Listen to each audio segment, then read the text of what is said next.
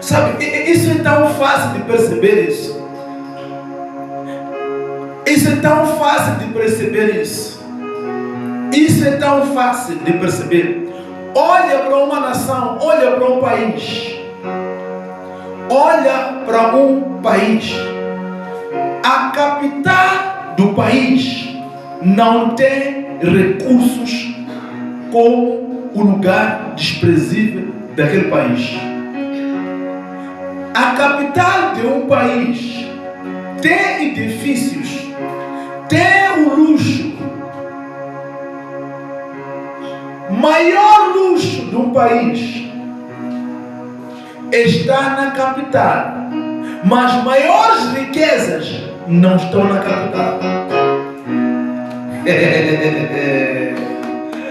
Oh, Jesus! E o luxo e a beleza da capital é por meio dos recursos que são removidos lá onde ninguém quer estar. Quer dizer, queremos o ouro daquele lugar, mas não queremos aquele lugar. Nós queremos o lugar que é edificado com recursos do lugar que nós não queremos. Ninguém quer viver na machamba, no campo, no mato, mas todo mundo quer o que sai da machamba. Todo mundo quer o que sai do campo. Todo mundo quer mandioca. Todo mundo quer batata doce. Todo mundo quer batata reino. Todo mundo quer feijão. Todo mundo quer farinha. Todo mundo quer arroz. Mas não sai da capital. Sai do lugar onde as pessoas não querem.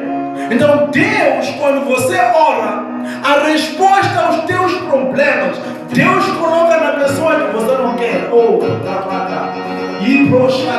Para queimar o orgulho que você tem.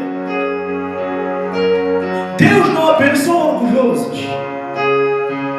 Deus não abençoa. A Bíblia diz que Deus resiste aos soberbos, mas dá graça aos humildes. Deus levanta pessoas para cada sítio que Ele vai enviar. Você que me assiste agora, você pode ser um homem de Deus que só prega no bairro. Você não é menor do que aquele que prega na província. Você não é menor do que aquele que prega no país. Você é aquilo que Deus fez para você ser.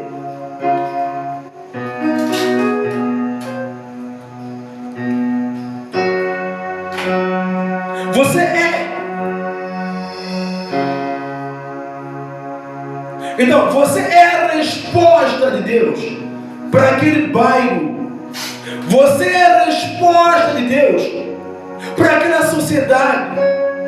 Olha para isso, olha para isso. Há irmãos agora que tem um ministério num bairro e tem 4 pessoas na célula dele. E você acha que são poucas pessoas. Não são poucas pessoas. Jesus disse: onde estiverem 2 ou mais, estarei onde? No meio delas. Então, se já tem 2, já está bom. Mas há um outro ponto. O teu ministério veio como resposta para aquelas 4 pessoas. Se calhar, se você não tivesse iniciado com o teu ministério neste bairro, essas 4 pessoas terão morridas sem ser salvas. Mas porque você chegou aí como resposta a essas 4 pessoas. Então, agora está aqui o problema. Onde está o problema, pastor? O problema não é isso aqui. Quando nós oramos e pedimos algo a Deus, nós temos fé, nós cremos que Deus é um Deus que abençoa, é um Deus que prospera, mas o problema é quando Deus usa a pessoa para trazer a nossa resposta, nós não aceitamos. Nós não aceitamos que a minha resposta está com o meu irmão. Eu não aceito que a minha resposta está com o meu vizinho. Eu acho que a minha resposta virá com um estrangeiro.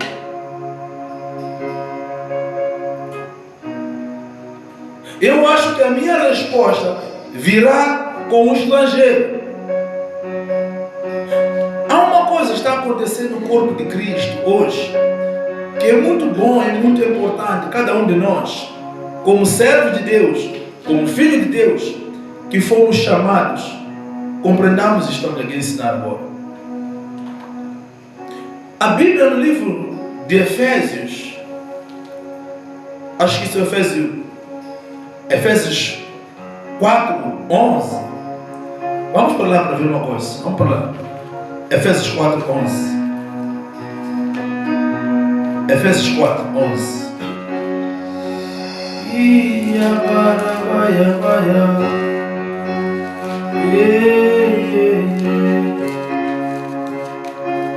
Efésios 4:11. Isso mesmo. Efésios 4:11. Diz assim: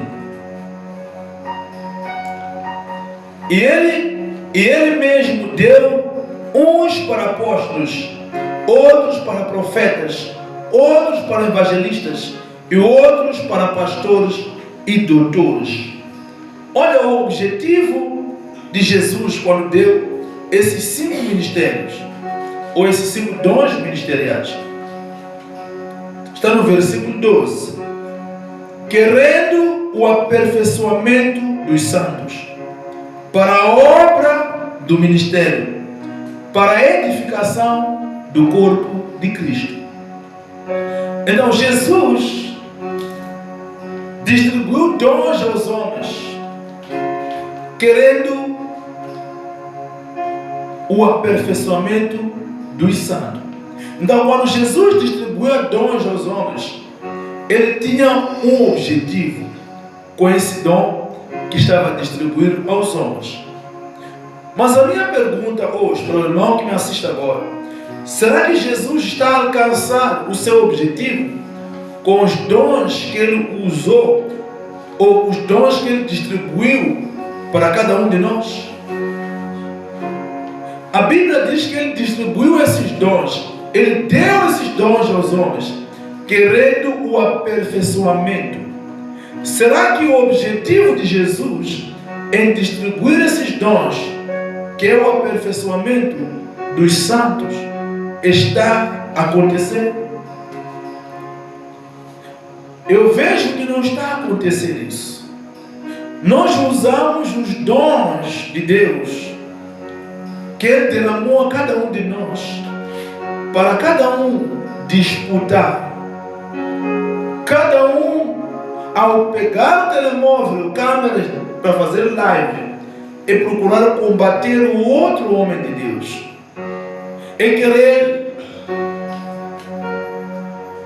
desmentir o que o outro homem de Deus tem ensinado, e querer denegrir a imagem de um outro homem de Deus.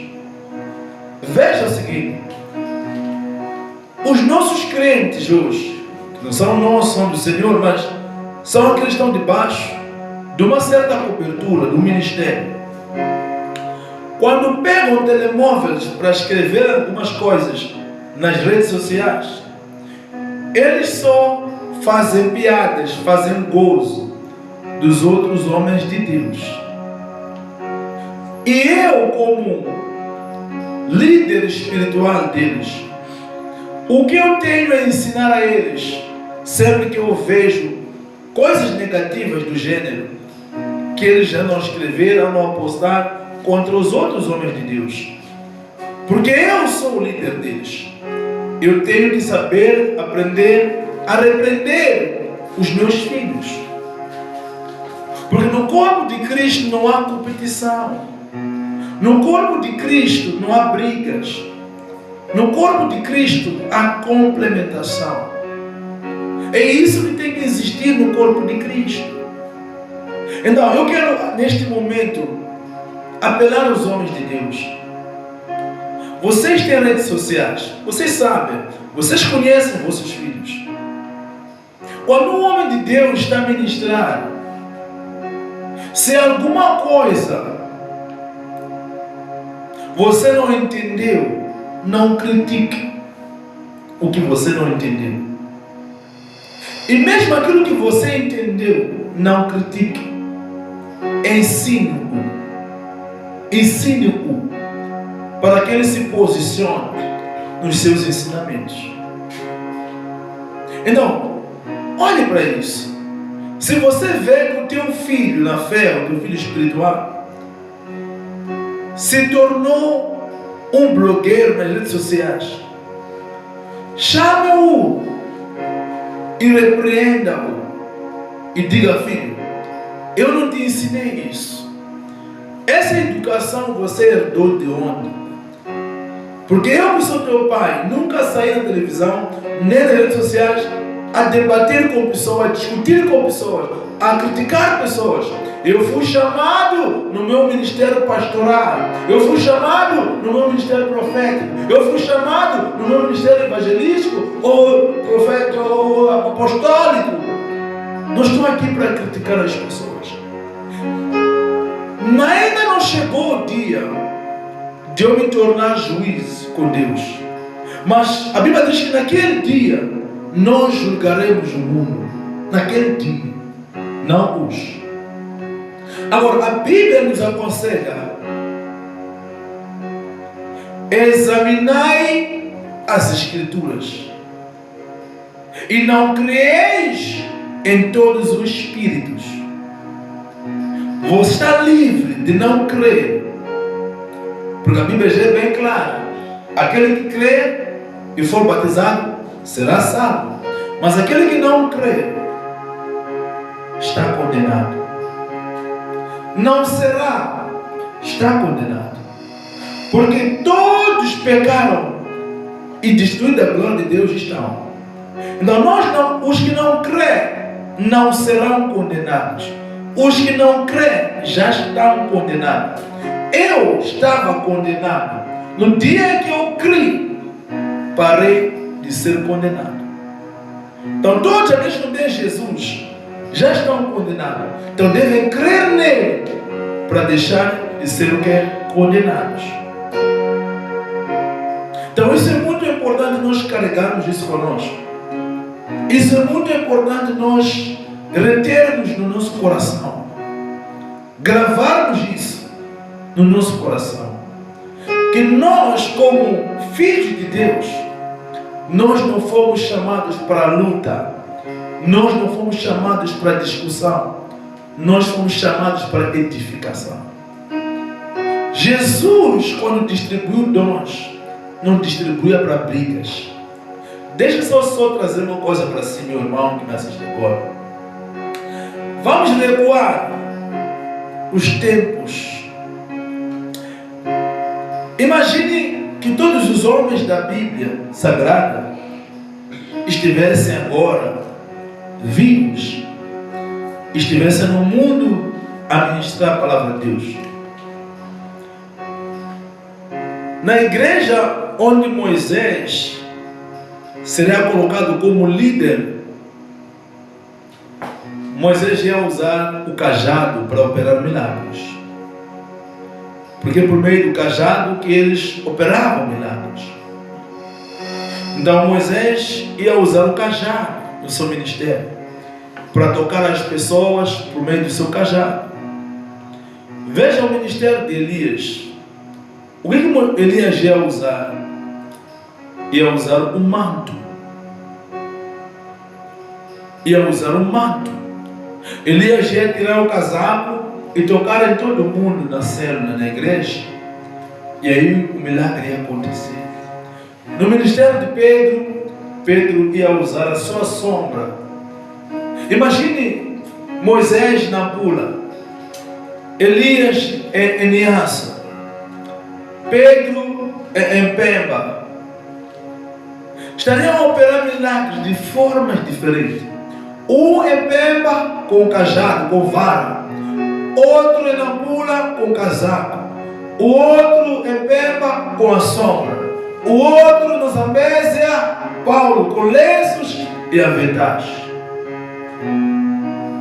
Jesus, nosso Senhor, ele fazia milagres de várias maneiras. Ele tocava, ele falava, ele cuspia no chão, fazia lodo e colocava. Imagine esses todos virem agora fisicamente e começarem a fazer lives. Nós íamos sair e começar a criticar. E íamos dizer: não, Moisés é falso. Como é que Moisés não toca nas pessoas, só usa vara? Que pastor é esse? que bate pessoas. Elias ia tocar as pessoas com o casaco. Jesus veio, cuspiu, fez lodo, começou a pôr nas pessoas secas. Como é possível fazer milagre com a saliva dele? Isso aqui não é de Deus, é do diabo. Então todos nós íamos falar isso. A manifestação do Espírito é só Deus. Não sou eu, não é você. Então nós temos que olhar para isso no corpo de Cristo. Então, voltando para o ponto oração, muitos irmãos vão viver uma vida de desgraça.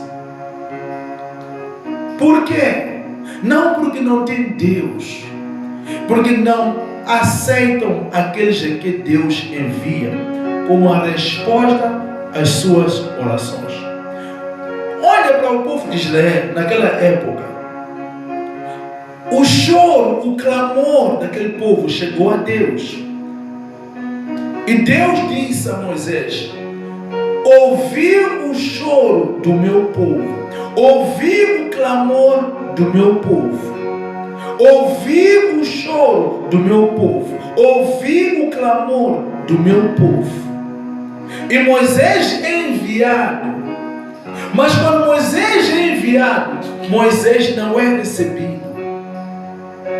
Moisés não é recebido. O povo estava lá a orar, a chorar pela escravatura. Eles esperavam que Deus ia enviar o quê? Um anjo. Deus enviou uma pessoa como uma resposta ao choro daquele povo. Então, num país, numa nação, existem vários povos. Deus pode ouvir o choro do povo de Mocuba e enviar um homem para Mocuba.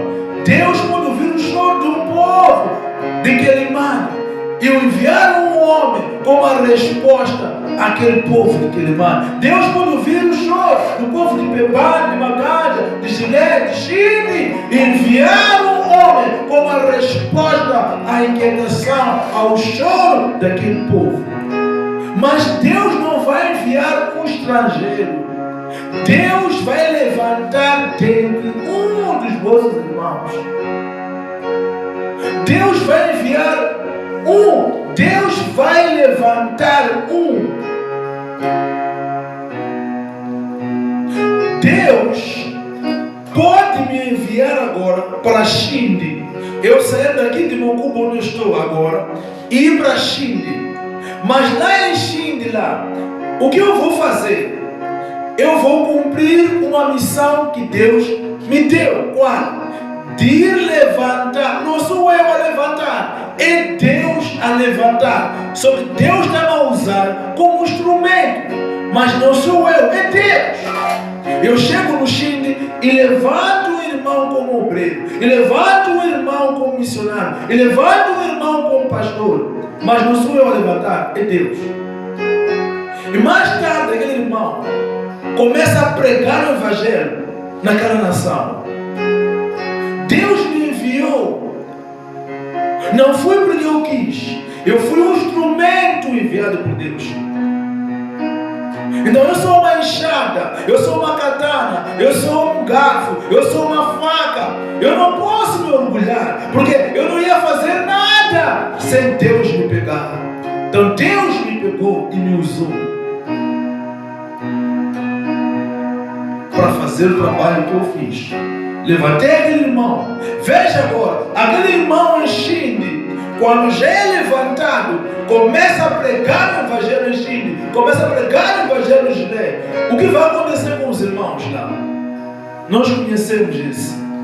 Não é aquele que era bêbado, não é aquele que fumava, não é aquele que prostituía, não é aquele que fazia isso, não é aquele que fazia isso, não é aquele... Não. Ele era aquele. Se alguém está em Cristo, nova criatura é. Ele era, já não é. Agora é uma nova criatura. Se alguém está em Cristo, nova criatura é. Coisas velhas já passaram. Esses coisas de bebida já passaram. De droga já passaram. Prostituição já passaram. De roubo já passaram. Eis que tudo se fez novo. que tudo se fez de novo na vida dele. Algo foi transformado na vida dele. O problema está aí agora. Não, esse aí não pode, esse não pode me abençoar. Quem disse que ele não pode abençoar você? Quem disse que ele não pode abençoar você?